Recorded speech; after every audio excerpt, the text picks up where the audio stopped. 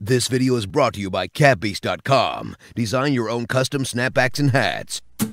JD from New York, 206. It's time for Off the Script. Big Show and Ryback, Strowman and Roman. Get off my fucking TV and save me the misery. And all you fucking goons, just grab a cold beer. The man of the hour is finally here. JD from New York, 206. It's time for Off the Script. JD from New York, 206. It's time for Off the Script.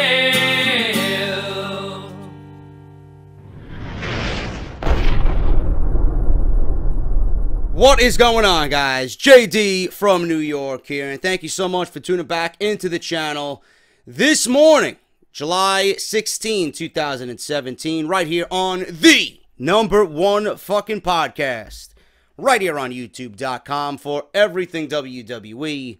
This is, of course, Off the Script, episode 178, part number 3, to finish off your weekend, man, this Sunday. If you guys missed parts 1 and 2, those links will be in the annotation that you see within this video. Make sure you guys go and check them out. We got news on Roman Reigns. We got news on WWE. Pretty much backing away, it looks like, from Roman Reigns' top spot, or at least with him being the top man in WWE. News on WWE wanting CM Punk back. And yes, it is not Sean's View news. It is actually in the news feed this week. For those who were poking fun that I was making fun of yesterday's video with the title and everything for Sean's View, no, it was not. It was actually news that was in the news feed this week.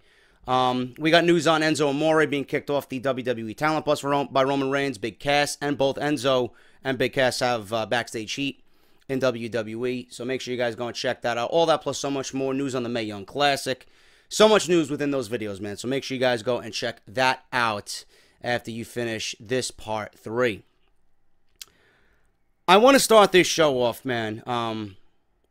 You know, everybody reaches out to me via email for the sub stories. You know, you guys can email me sub stories whenever you want.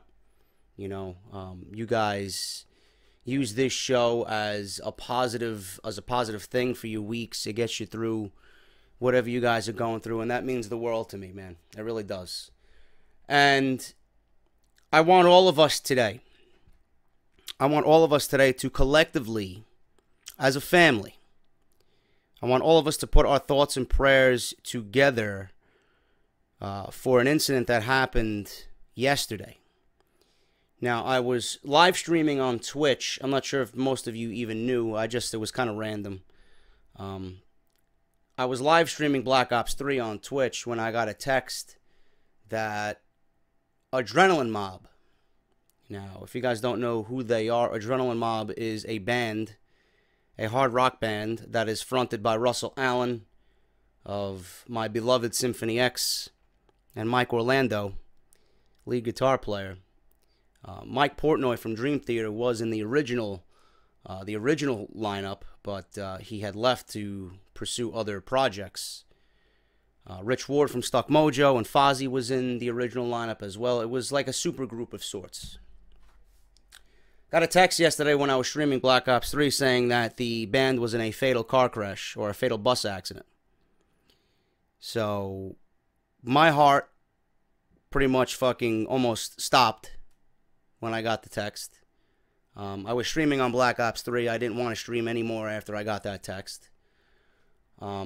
And it was revealed that David Z, their bassist, was killed and burned alive in a bus accident yesterday, with all crew and members in serious to critical condition. Now, why this is important to me is because, A, I love Adrenaline Mob. B, if anything happened to Russell Allen, it would be like me losing a member of my family. The man and his voice have been of the utmost importance to me. I've been listening to Symphony X for years. I first started listening to Symphony X with their album The Odyssey. And the first song that I ever heard by Symphony X was King of Terrors off that particular album, and I never looked back. I was an instant fan right after that song ended. And his voice has gotten me through a lot in times of need, in times of me just being down and just not even wanting to fucking do anything anymore. He's been with me through everything. He's been like a fucking member of this family. I've seen them 5 times. Every single time, I'm like a fucking little kid. I'm mesmerized by Michael Romeo's guitar work. I'm mesmerized by the power of Russell Allen's voice. And him and what he's done creatively is never going to be forgotten, ever. And I don't want to take anything away from anybody else that was in yesterday's tragic accident. I'm just letting you guys know how important Russell Allen is to me. He's in serious condition. I don't know if it's fatal or not. I don't know what's going on. The laws in Florida are very, very strict with privacy. Nobody is going to know anything until the families are notified. The only way that we found out that David Z, their bassist, was killed was because Mike Portnoy tweeted it out last night. The class act that he is, and he was wishing everybody a speedy recovery and thoughts and prayers and all that. But it was a serious situation yesterday, which today we don't even have any information on it. I'm going to read you what's being reported right now as I hope you guys collectively get together here and pray for all the well-being of their road crew and the band itself, as we don't need any more fatalities in this. And the funny thing is that this is their third bus accident. If I'm anybody in that band, I'm like, man, why would I even want to go on anymore? Is there a bad stigma surrounding this band? Is there like a curse? 3 times is a lot for a fucking band to go through a bus accident. The band hasn't even been together for 5 years. David Z, the bassist for both Adrenaline Mob, and he was in the Trans-Siberian Orchestra, which is another one of my favorite bands during the holidays, man. That's a shame as well. He was killed yesterday afternoon when a tractor trailer struck Adrenaline Mob's RV. The band was en route to a gig at the State Theater in St. Petersburg, Florida at the time. Florida drivers, I don't mean to poke fun at any of my Florida listeners, but New Jersey and New York ain't any better. But I know Florida and Philadelphia are the absolute fucking worst drivers on the planet. You can add Connecticut to that list too. Gainesville.com is reporting that the RV had pulled off to the side of Interstate 75 to change a flat tire when the other vehicle veered off the road, striking both the RV and the van and trailer that was carrying the band's equipment. So these guys pulled off the side of the road and they wanted to change a flat tire. They weren't even driving at the time. Another guy who was driving a tractor trailer, somehow, we don't know what happened. We don't know if he was drunk. We don't know if he fell asleep at the wheel. We don't know if anything happened to him. I was being told that the driver walked away scot-free. He didn't suffer any injuries whatsoever. So the band suffered because of this guy's fucking mistake or whatever happened. We don't know. We won't know. We won't know until the family is filled in on everything.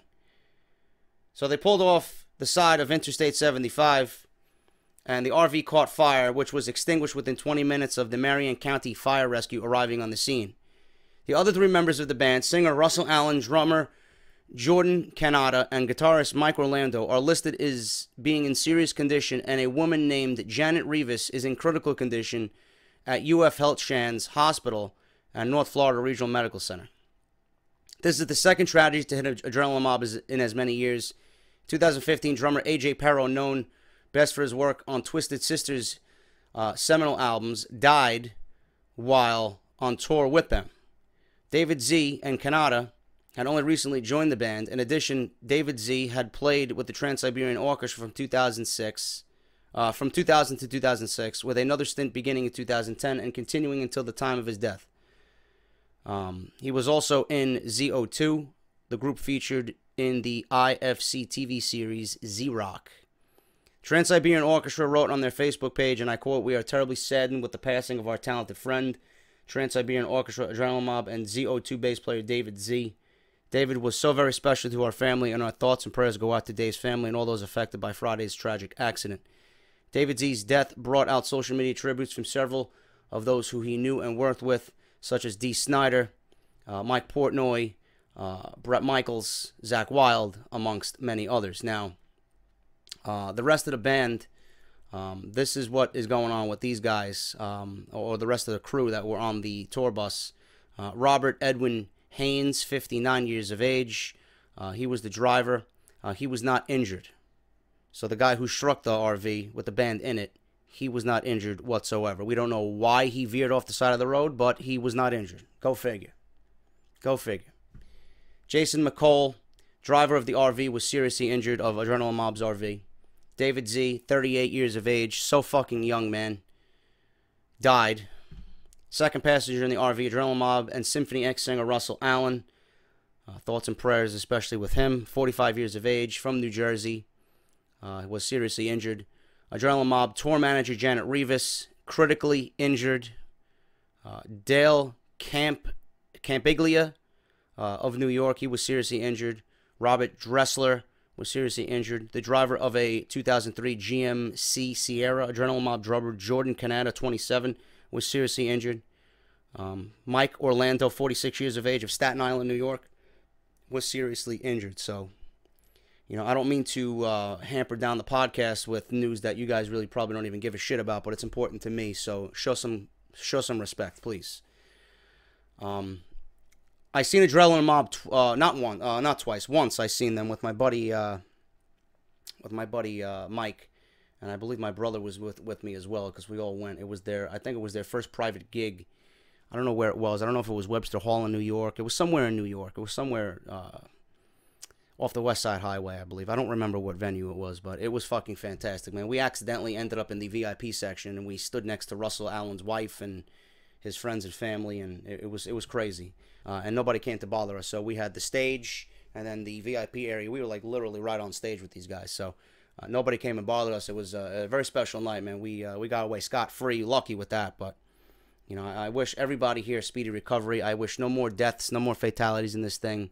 I don't know what's going on with this driver of the tractor trailer that struck these guys. But I'm letting you guys know, if anything happens to Russell Allen, man, I'm going to fucking... It's like losing a member of my family, man. You know, you listen to somebody, you know, for so long, and he's a part of your life for so long, and then something like that happens. You know, I don't know what the hell I'd do, man. But I wish all these guys a speedy recovery, and I hope each and every one of you listening today collectively get your thoughts and prayers together and wish these guys, you know, a speedy recovery and get well. So that's what I wanted to pretty much get into. And I'm sorry for wasting you guys' time if that's not news that you really, you know, care about at this time.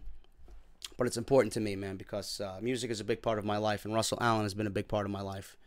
And I wish him and the rest of the band and everybody with the crew and the family of David Z, you know, my thoughts and prayers with them. So thank you guys very much for listening to me. I'm sorry for that.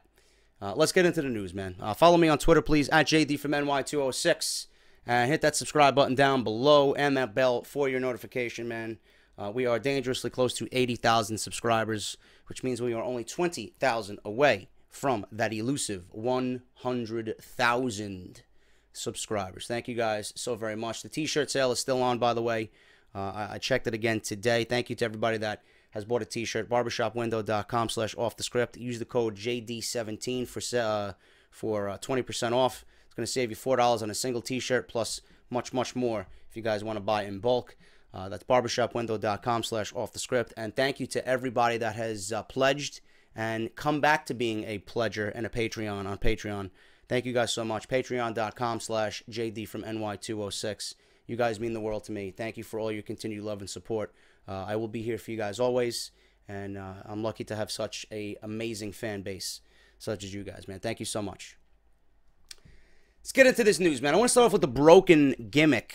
Everybody feels like the broken gimmick is about set to debut in WWE. We've seen pretty much the Hardys' biggest tease just a couple of weeks ago. We've seen Matt Hardy, you know, pretty much do his shtick. Not in full. It was teased. But Jeff is what really got me.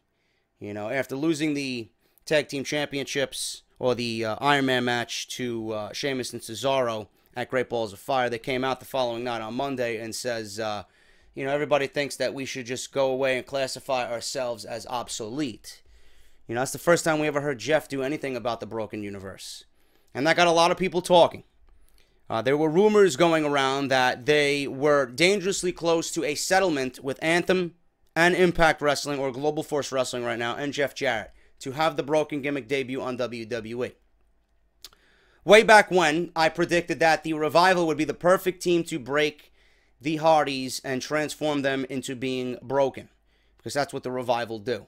They shatter dreams, top guys. They just come on in and just prove their dominance as the best tag team in the world, or at least one of the best tag teams in the world. Why should the Hardys be any different when it comes to the Revival? But Reby took to Twitter, Matt's wife, and says that Jeff Jarrett is lying about the status of the broken gimmick. Everybody says that there was a settlement soon to be made. Jeff Jarrett came out and says that, no, they haven't.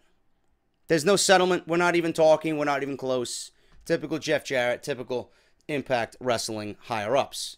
Jeff Jarrett spoke to the Global Force Wrestling media during a conference call on Wednesday.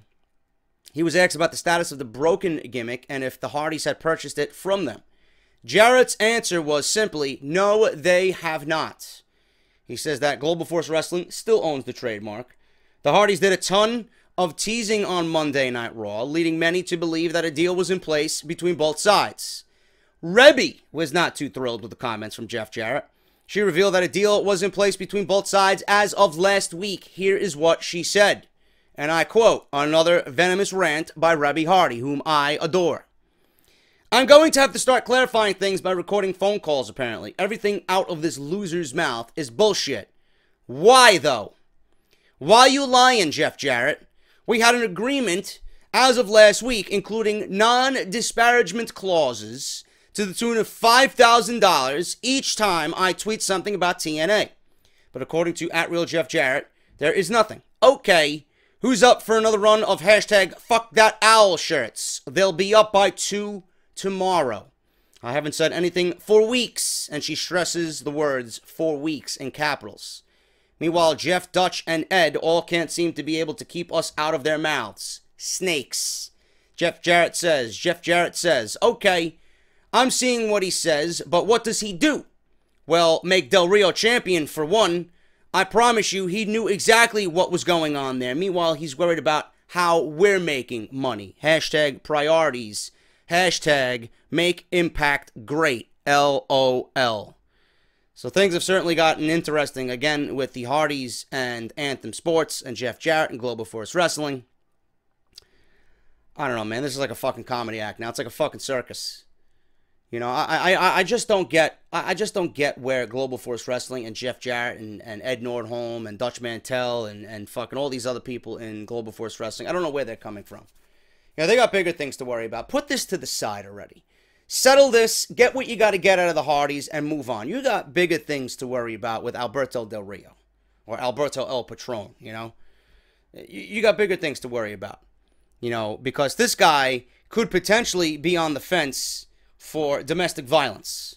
And you got to put all your resources and you got to put all your fucking strength and energy into making sure this guy doesn't get blamed and is not found guilty for domestic violence against his fiancée, Paige, who is a WWE superstar. That's what you need to worry about. You don't need to worry about the Hardys. You don't need to worry about Matt, Jeff, Reby, and their family. Get it over with already. Whatever the Hardys do right now is not your concern. The reason why Global Force Wrestling is a thing now, the reason why Jeff Jarrett did this business decision, this business move to just pretty much kill the TNA name is because everything that came with TNA was bad stigma. It was bad karma. It was bad energy. It was going nowhere. So they wanted a refresh. They wanted a reset with Global Force Wrestling. They wanted to wash away all that bad with TNA, and they wanted to start anew.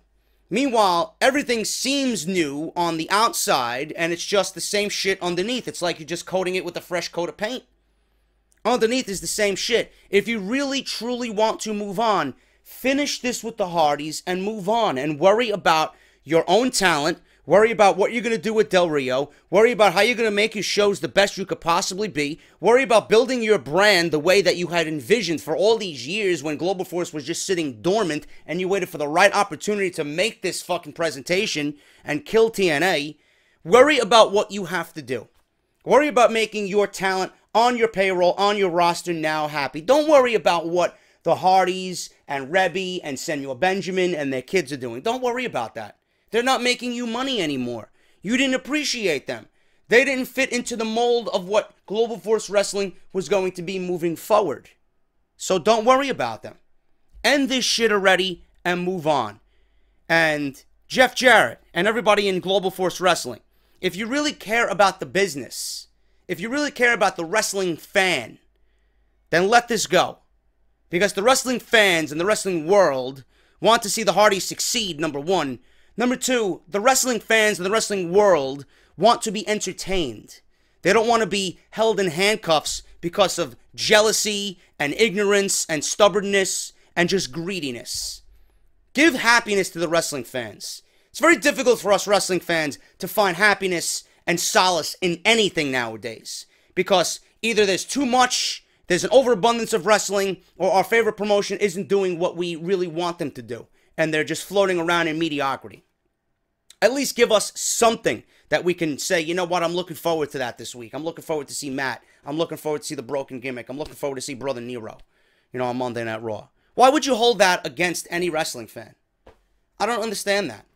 You're not doing anything with the Broken Gimmick, nor will you do anything with the Broken Gimmick. You won't. It's not important to you anymore.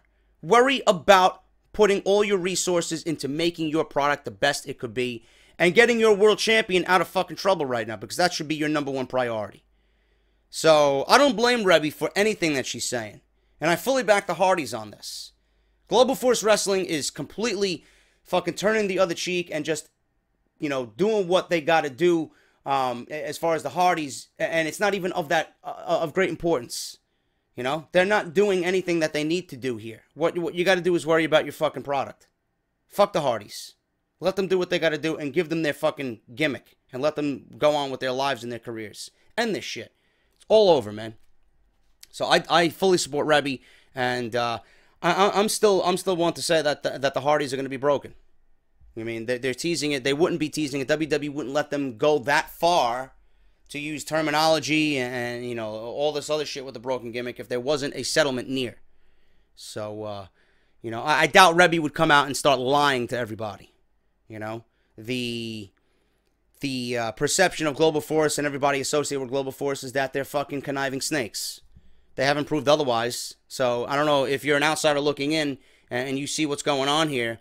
I would assume that you guys would go and side with Reby more so than Jeff Jarrett, just based on what's being said and the attitude that's being displayed via social media, So whatever the case may be, they got to end this shit, move on. It's not of importance to them.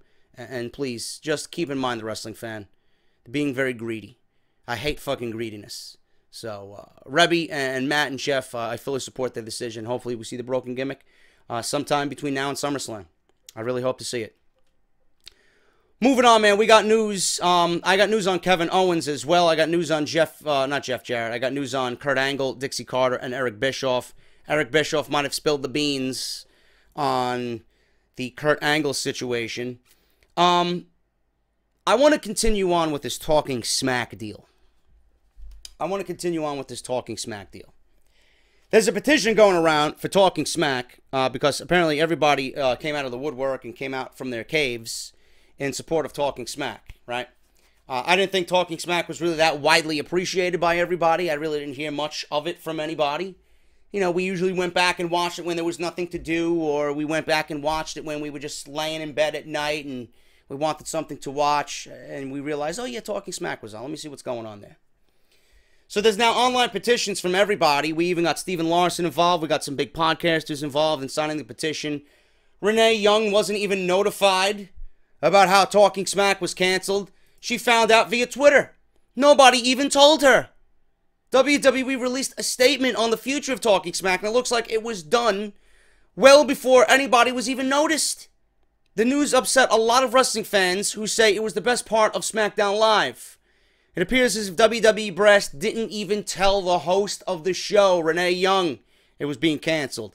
She said this on Twitter as she found out about the cancellation, and I quote, that's one way to get the news. Jesus Christ. You don't even tell the fucking people that are a part of the show that the show's canceled? What kind of fucking business is that, WWE? Holy shit. So now, there's more news coming out about the reason why Talking Smack was canceled.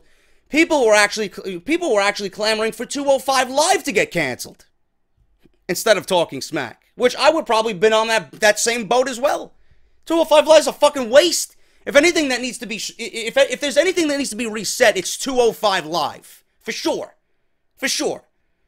But the reasons I gave yesterday, without reading anything into this, I figured this was a cost-cutting measure by WWE.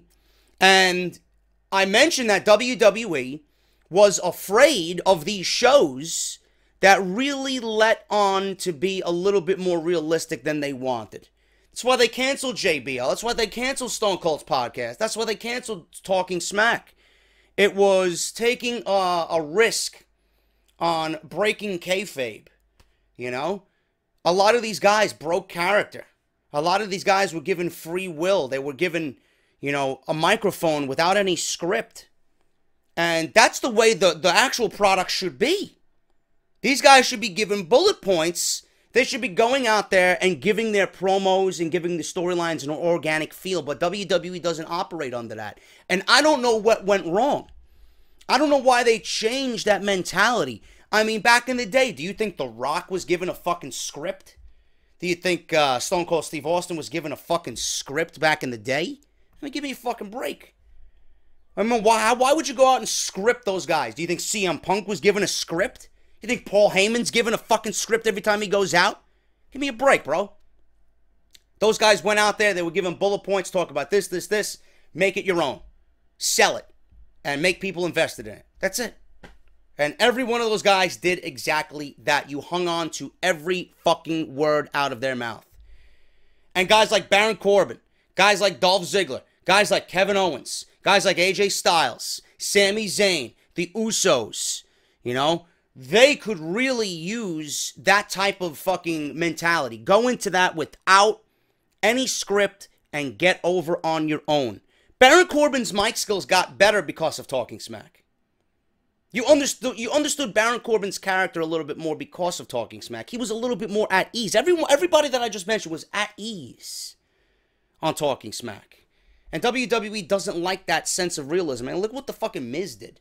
You know, the Miz showed some of that on live television. That's normal for the Miz. But the fact that he was given a platform to cut a scathing promo on Daniel Bryan, and then he did it on Raw Talk not too long ago with Curtis Axel and Bo Dallas and Maurice, you know. He's a perfect, you know, he's a perfect representation of, you know, blurring the lines between, you know, right and wrong. You know, it's, you know, that weird shade of gray. You know, you think it's real, but it really is not. And those guys are masters at that. And that's what that platform represented. That's the platform that those guys thrive in. And I wish everybody was given that type of treatment. But it's not. And the reason why Talking Smack was canceled is as follows. It's going to be canceled as a weekly show, but it will air on every pay-per-view night after a SmackDown pay-per-view. It will do the same with Raw Talk. There has been public outcry after the news broke. Fans are upset that the show will not be on anymore weekly following SmackDown Live. Host Renee Young even expressed her disappointment with the show being canceled. So why did WWE make this decision, and why wasn't 205 Live canceled? Dave Meltzer on Twitter provided us with some details on the cancellation of the show and why 205 Live wasn't canned as well. Meltzer was asked why it was canceled, and the answer was simple. Not enough people watched it. on why ratings matter on a subscription service. How else would you judge what is and isn't worth the costs? On why 205 Live wasn't canceled, Dave says that it would be a lot more complicated to drop the entire division. He says, and I quote, "You can argue that with that reasoning, but they'd have to drop the division and it would become a public failure." Now, people on Twitter took to Road Dogg, because he's the creative genius behind Smackdown Live. So someone tweeted at Road Dogg, and I quote, "Do you agree with the decision to cancel Talking Smack off the WWE Network, a show which allowed talent to flourish?" Road Dogg says, and I quote, "I loved the show. A lot of us did, but a business decision is often unpopular." Business decision, people. Exactly what I stated in part 2 of Off the Script this weekend. It was a cost-cutting measure. And a lot of people claimed, a lot of people commented on my video yesterday, a lot of people even tweeted me, "JD, why would it be a cost-cutting measure if WWE is making the most money that they ever had in the history of their company?" It's because you're a business. You never want to lose money, okay? No matter how much money you are making, you never want to lose money. You never want to see a revenue report and something is in the negative. And if WWE sees something in the negative, they're going to do everything in their power to erase that negative on their revenue report and make sure that everything is in the green instead of being in the red. They don't want to see anything in the red. That's why they got rid of the pyro, cost-cutting measure. And I said it yesterday, getting rid of Talking Smack weekly is a cost-cutting measure. But 205 Live isn't even breaking the top 20. You know, if WWE really cared about making changes, they would make the appropriate changes to 205 Live. I've given my examples of how to change 205 Live. WWE doesn't care about 205 Live. That's why it's failing. You know? The host and Daniel Bryan and Shane McMahon and the talent and the fans cared about Talking Smack. If they cared about it, they would have came out more so to watch it. So it was a cost-cutting measure. And WWE, the business that they are a business first and a wrestling promotion second. The business aspect of it says that not enough people were watching it, and WWE decided to cut it. And you got to agree with Dave Meltzer. If you cut the fucking show 205 Live, you're deeming the cruiserweights a failure. At this point, I think the WWE should deem the cruiserweights a failure because whomever is in charge of WWE right now, whoever is in charge of running Monday Night Raw, whoever is in charge of the talent on that side of things for the cruiserweight and Monday Night Raw, or the cruiserweights and Monday Night Raw, they need to swallow that bitter pill and realize that they dropped the ball, that they failed. And nobody in WWE is going to own up to that. Nobody in WWE is going to own up to failing 205 Live and failing the Cruiserweight division, following a successful Cruiserweight division with the Cruiserweight Classic. You know, why would they want to do that? Why would they want to do that? Triple H and William Regal and Matt Bloom and everybody else that was associated with the Cruiserweight Classic, Daniel Bryan and Mauro Ranallo and the presentation and the Full Sail and the NXT vibe and the NXT crew, everybody that was a part of Triple H's vision was a part of that Cruiserweight Classic, that tournament. They did it brilliantly, and everybody knows that. Everybody still says it, and they're going to do it again with the Mae Young Classic. Now, if you take the Cruiserweight Classic and you take everything that tournament embodied, it would be easy to take that and place it on Monday Night Raw and have those guys free, without the ball and chain, without the handcuffs, let them fly, let them dive, let them show their fucking massive athleticism, because that's what we want out of the Cruiserweights, right? We want to see guys flying all over the place. We want to see these guys, you know, give Monday Night Raw the shot of adrenaline and the shot of momentum and the shot of energy that it needs, correct? That's what's logical to me. So Monday Night Raw, Vince McMahon and 205 Live, but I have 205 pounds of wood in my backyard. You know, guys like that, they take the Cruiserweight Classic, and they take the vision that was Triple H, and they purposely, you're not going to tell me otherwise. You know, oh, well, JD, WWE's a business, man. Why would they ruin their own brand, man? It's because it's jealousy. It's jealousy. You don't think Vince McMahon, you don't think Kevin Dunn, right, are seeing what Triple H is doing with NXT and 205 Live or the Cruiserweight Classic? You don't think they're waiting to get their hands on the talent that NXT has and the talent from the tournament and the Cruiserweight division, you don't think they're waiting to take that and put it on Monday Night Raw for the sake of ruining it and giving these guys hell for years until they are deemed, okay, you're now worthy? They can't wait to get their hands on this fucking talent. You know why? It's out of sheer jealousy. Because Triple H is doing something right, and everything that Monday Night Raw is doing, and everything that Kevin Dunn and Vince McMahon is doing right now is wrong. You think they want to be upstaged? Of course they don't want to be upstaged. So the first fucking chance they get, they're going to take a Bayley, they're going to take a Tyler Breeze, they're going to take an Ascension, all of whom were fucking wildly successful on NXT's roster. Bo Dallas, Adrian Neville, when he was Adrian Neville, then they dropped his name. Rusev, all these guys were placed on Monday Night Raw, right? Why aren't they succeeding? How could you drop the ball so badly? It's as if they're doing it on purpose. They take this talent and purposely ruin it because Triple H is doing right by this talent and they want to do wrong. It's like, well, you think you can upstage me? I'm going to take this talent and we're going to show you, this is my show. And then Triple H has absolutely no say on anything that Monday Night Raw does or anything to save the talent. He's got no say. Nothing he can do can save the talent. So they did the same thing with the Cruiserweights. The Cruiserweights were the best thing on WWE television for that entire tournament.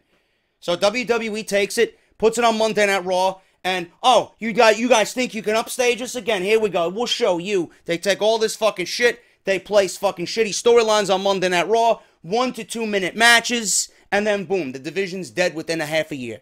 And then 205 Live is fucking irrelevant as all hell on the WWE Network.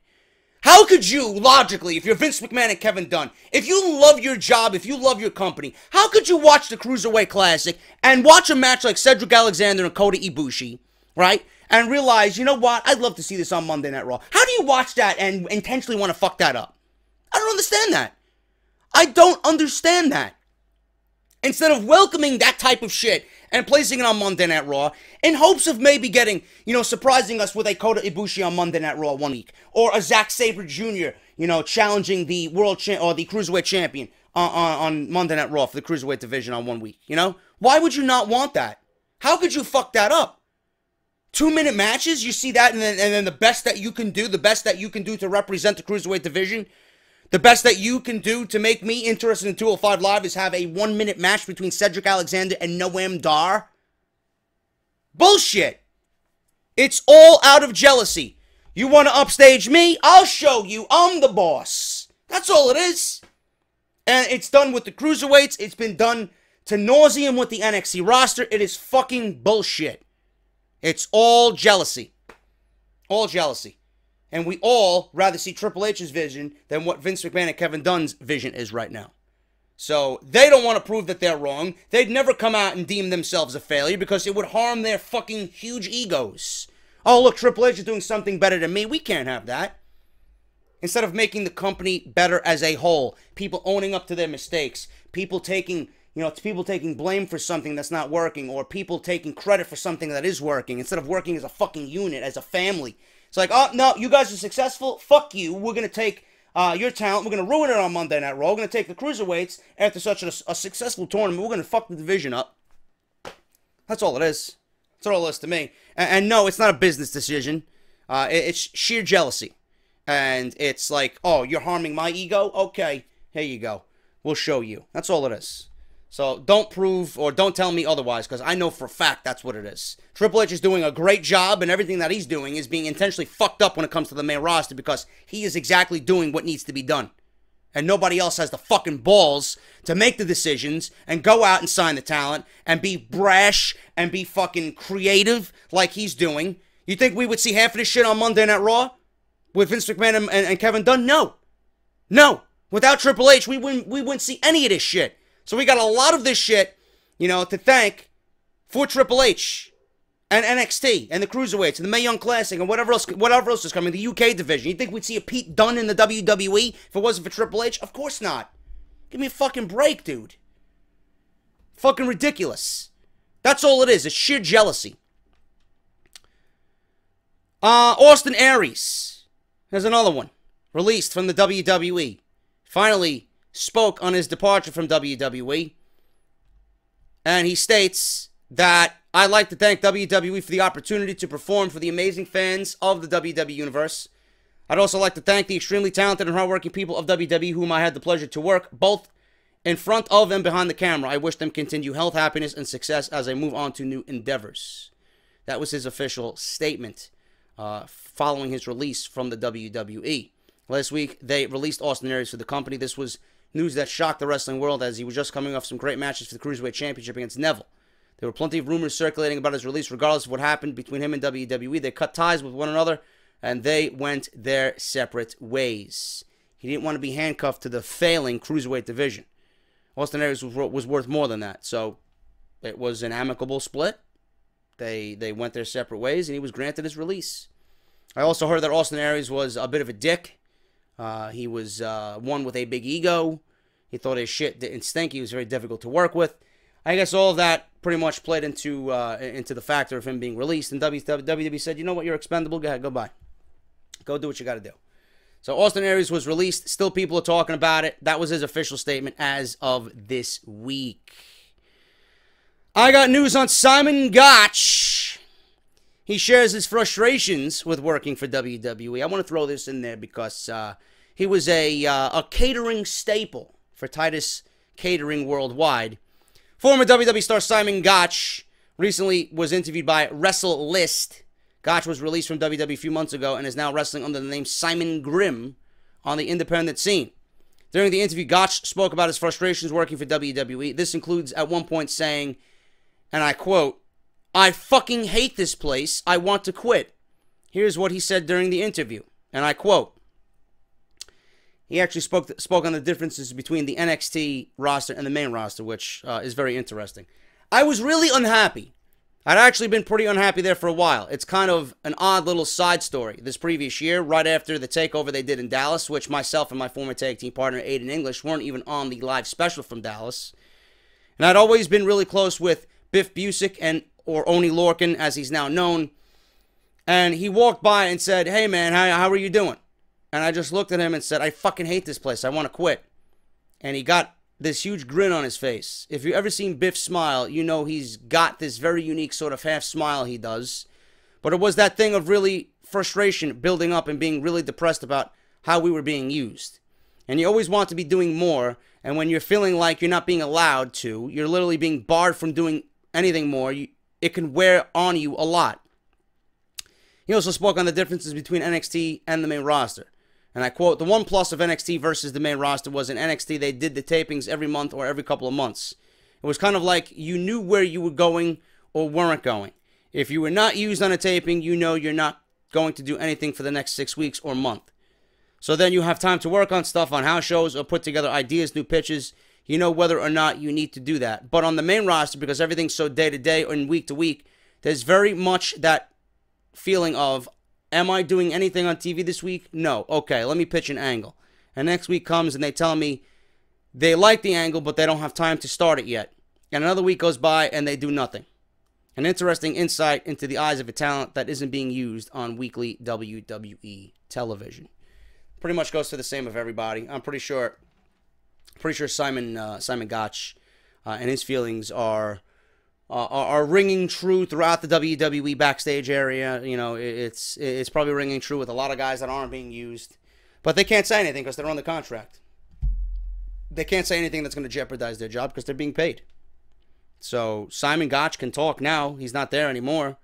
You know, it's just an interesting look into what WWE is all about. If they got nothing for you, they got nothing for you. And a lot of these guys, like Cody Rhodes and all these independent guys that are making a name for themselves, they're proving to everybody that you do not need the WWE. That if you're there and you somehow are let go from their fucking clutches and you go on to be successful, you know, it's A, you're proving them to be fucking stupid. B, you're making a lot more money than you even were in WWE. And C, you know, you're showing them that A, you don't need them, and then they'll be the ones crawling to you, asking you to come back, you know? And WWE, you know, they sign all this fucking talent anyway, and they do nothing with it. Sign these guys and do something with it.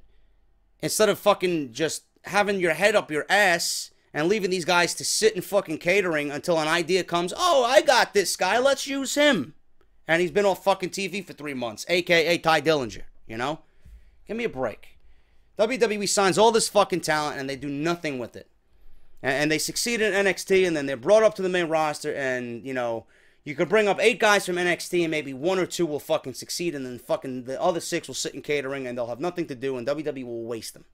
It's like they don't appreciate the fucking talent. They don't appreciate the work that is going on in NXT. As if NXT doesn't even exist, you know? So an interesting insight to Simon Gotch here in his time in WWE.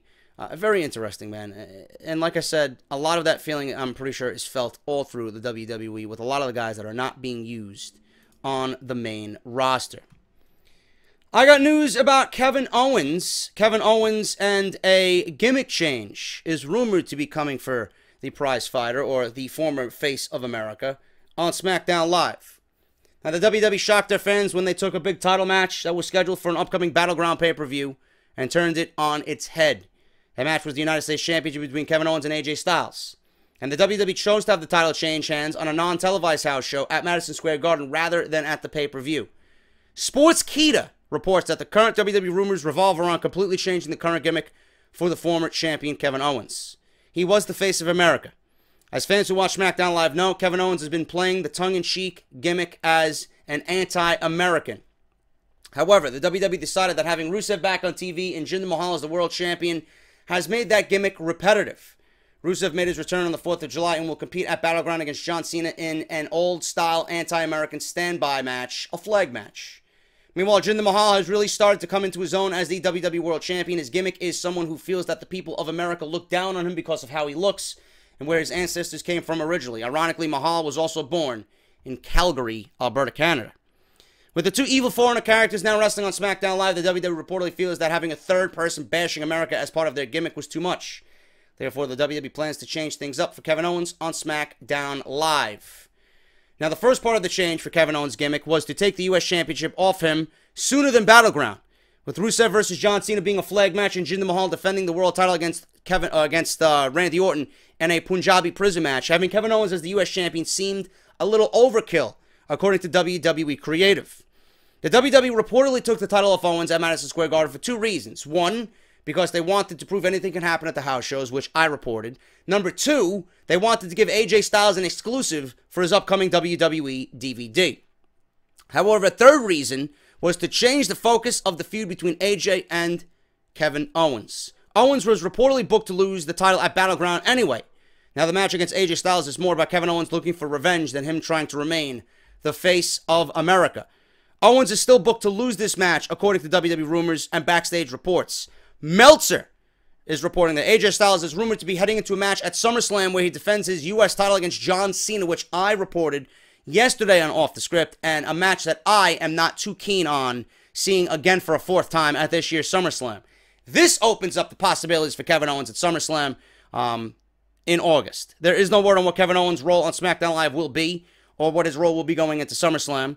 Whether this will be a fresh gimmick change or if he will return to his original WWE gimmick as a prized fighter.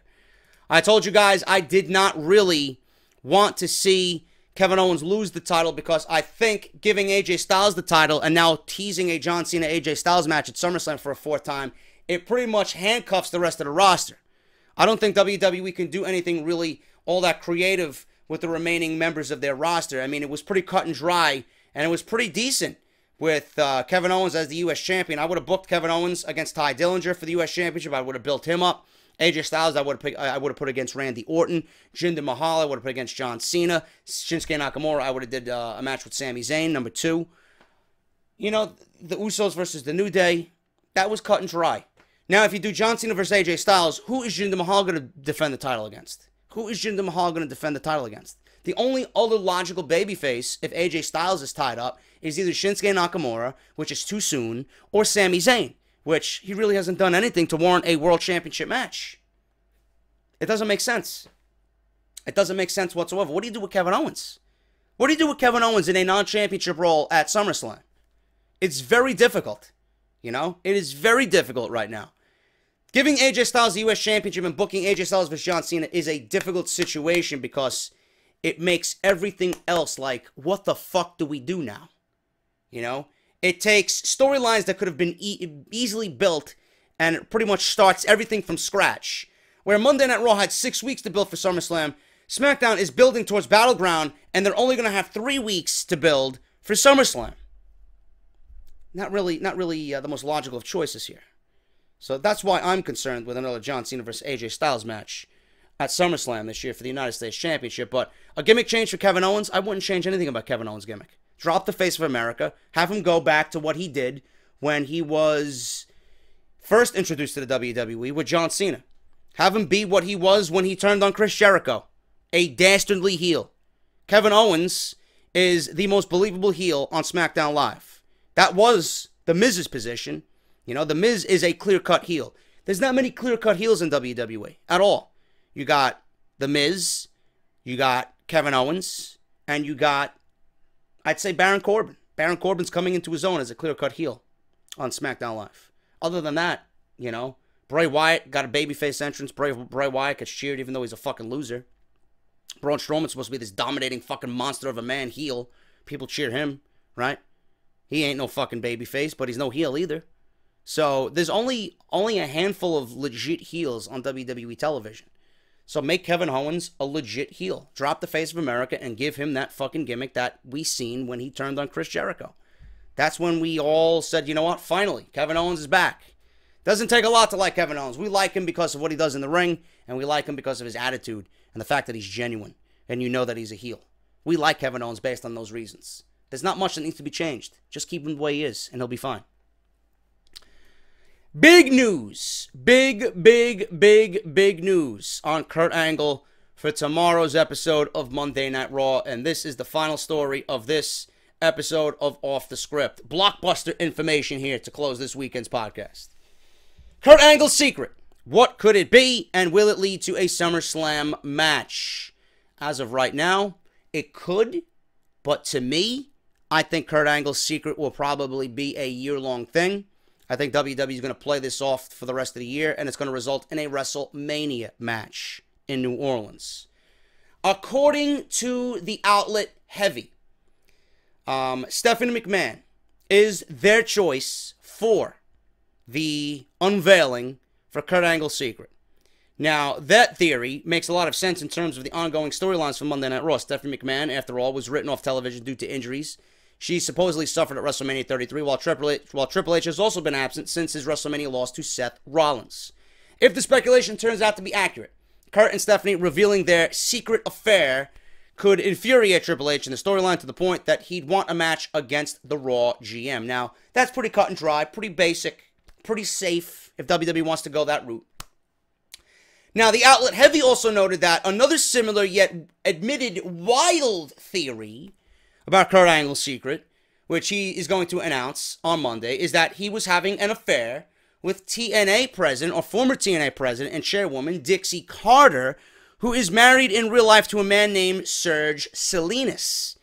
As Pro Wrestling Sheet and Ryan Satin wrote last week, Carter is scheduled, or was scheduled, to appear on Angle's upcoming IRWNetwork special, which she did several times. And while she won't likely be identified as the former TNA Impact Wrestling executive, she is listed as someone who worked with the Olympic gold medalist from 2006 to 2016. But I do believe she was identified as former TNA Impact chairwoman. I think so. I watched the documentary once. I do believe she was described as that with the graphic on screen. For those wondering as well, Angle is also married, having tied the knot with his wife, Giovanna, in 2012. At the moment, however, the prevailing theory on Kurt's bombshell secret remains a possible affair with Stephanie McMahon, which may include references to their previous on-air love triangle with Triple H back in 2000. At that time, Stephanie and Triple H were only married in storyline and were still 3 years away from getting married for real.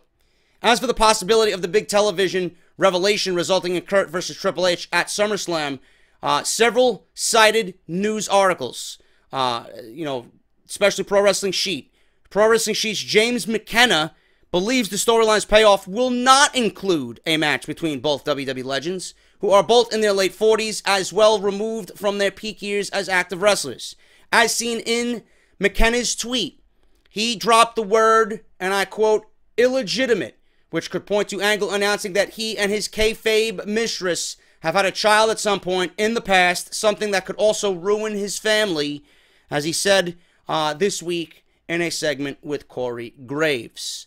So those are three options that WWE has. It could be Stephanie McMahon, it could be TNA Dixie Carter, and it could be the fact that Kurt Angle has an illegitimate son, which are people reporting to be either Chad Gable or Jason Jordan, or both, to give American Alpha a huge storyline and a repackaging of sort on WWE television, which I would find to be quite interesting, man. I think that'd be pretty awesome. And I had discussed weeks ago, I would put American Alpha on Monday Night Raw, being that WWE seems to be breaking away tag teams on that brand for whatever reason. You bring American Alpha over to Raw and place them with Kurt Angle in this illegitimate son storyline, and you put them on Monday Night Raw. Kurt Angle can be their mentor, their guide, and the Revival sooner or later is going to win the tag team championships on Monday Night Raw. We got a fucking tag team feud that could last us into the new year with the Revival and American Alpha. The matches that we'd get from those two teams, holy shit. You know, at least it'd be a repackaging of sorts and give them something to do, where right now they're not doing anything on SmackDown Live. But Dixie Carter came out and said, with Sports Illustrated, she was interviewed by Justin Barrasso of SI.com. She talked about various topics. During the interview, she was asked about possibly appearing on next week's episode of Raw. The question comes after WWE Hall of Famer and Raw General Manager Kurt Angle announced this week on Raw that he invited a mystery person to appear on the show to reveal the news that has been surrounding him and the storyline with Corey Graves. Maybe Corey Graves is Kurt Angle's illegitimate son, per storyline. I don't know. I wouldn't go that far, but again, something that could be done. Something that WWE could really take a risk on, with Corey Graves being Kurt Angle's illegitimate son. But with who, though? This speculation is that the person will be Stephanie McMahon or Dixie Carter, who appeared on Angle's 24 special on the WWE Network. WWE holds next week's Raw in Nashville, Tennessee, which is close to where Carter lives. She teased on Twitter that she might appear on the show, and I quote, "I did hear Raw will be in Nashville, which is very interesting," said Carter, "but I wouldn't tell you either way." Sticking with Angle, she was asked about him. She noted that they both took a chance on each other when Angle decided to join TNA a decade ago. "Kurt and I both took a chance on each other," said Carter. "The results were some of the best matches in the history of the business. From the beginning, I felt a big responsibility to help Kurt on a personal level and on a professional level. Professionally, there has never been a more complete wrestler, ever. Kurt is also a great talker and is so charismatic, and maybe he's the best in-ring talent of all time. He also made sure that everyone he wrestled had their best match. He can look back on his work with Sting, EC3, Jeff Hardy, AJ Styles, Samoa Joe, and many others. And the common denominator in those matches is Kurt. He only has one gear, and it's all out. But that's also been his biggest challenge." Now, the kicker with this entire story is that Eric Bischoff knows who Kurt Angle's mystery revelation is going to be. Everyone wants to know who Kurt Angle loves and what will happen on Raw next week. Angle is set to reveal the source of his ominous text messages, but Eric Bischoff says he already knows what will happen. On his podcast, Bischoff on Wrestling, the subject was breached, and Eric said he already knew who the mystery person is going to be. He said he might be burning a bridge by revealing it, but after Bischoff's co-host Nick Hausman advised him to reveal the name, he did just that. Bischoff said WWE is going to be ripping off the old TNA storyline with AJ Styles and Claire. Only Kurt Angle will be playing the part of AJ, and Dixie Carter will be playing the part of Claire. So according to Eric Bischoff and his inside source, whoever that is, Kurt Angle's mystery guest will indeed be Dixie Carter. Therefore, Bischoff said WWE will reportedly be starting a storyline where Kurt is having an affair with Dixie Carter. When asked about how Dixie will do with an on-screen role in WWE, Eric was quick to respond, but he chose his words very carefully, and I quote, "Okay, kidding aside, all right, no parody, no tongue-in-cheek nonsense. I like Dixie as a person, I do. There are a lot of things that, let's just say, I lost a lot of respect for in some ways in certain categories. But overall, as a human being, away from the business, I like Dixie. I could go on and have a glass of wine at dinner with her and her husband Serge, very easily and comfortably. So there's no real heat there as long as I didn't do too much about the business side of things. That being said, I spent enough time in WWE to know how demanding being an on-screen performer is in WWE in terms of the expectations, the process, you know, everything about it is just intense. And I also produced Dixie when I was at TNA, and she was an on-camera character. I know what her abilities are and what they are not. And I'm going to try not to be a smartass here, but I do like her. But I'm also going to be honest about it. If there is an on-screen role for Dixie Carter in WWE, I pray to God that they have a bunch of new producers who are really, really, really good, and they have a lot of time on their hands. So according to Eric Bischoff, who says that he will probably be burning bridges, Dixie Carter will be revealed as the on-screen love affair of Kurt Angle. So this is going to be taking a ripoff, I guess. Is going to be taking part with what TNA did back years ago with AJ Styles and Claire. WWE will just be inserting Kurt Angle as AJ Styles and Dixie Carter as Claire. So if we see Dixie Carter come out on Monday Night Raw, you guys know where you heard it from Eric Bischoff's mouth. You know, I don't know, man. I don't know if Eric Bischoff said that, you know, he might be burning bridges. I don't know why he would say that if it wasn't true. So it's going to be very interesting on Monday night, man. I would rather it be Dixie Carter than Stephanie McMahon. I really would. I think it opens up a world of possibilities. I think it opens up a world of creativity. Whereas if it's Stephanie McMahon, that means the Authority's going to be back on Monday Night Raw. That means Triple H is going to be back on Monday Night Raw. That means they're going to be building towards a Kurt Angle Triple H match, which I really am not too keen on anyway. I'm not. I could list a whole slew of opponents I'd rather see Kurt Angle go up against than Triple H.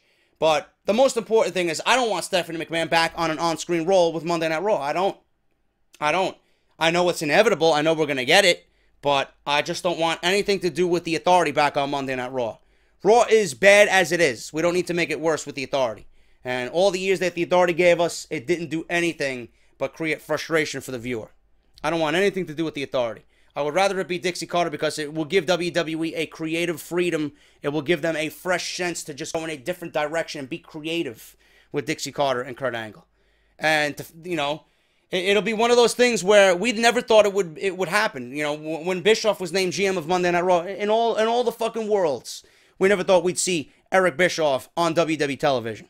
You know, the fact that WWE doesn't mention anything about TNA, the fact that WWE pretends that TNA is non-existent, the fact that they're dead now, I don't think WWE's gonna have any I guess problem stating anything about TNA on their television program.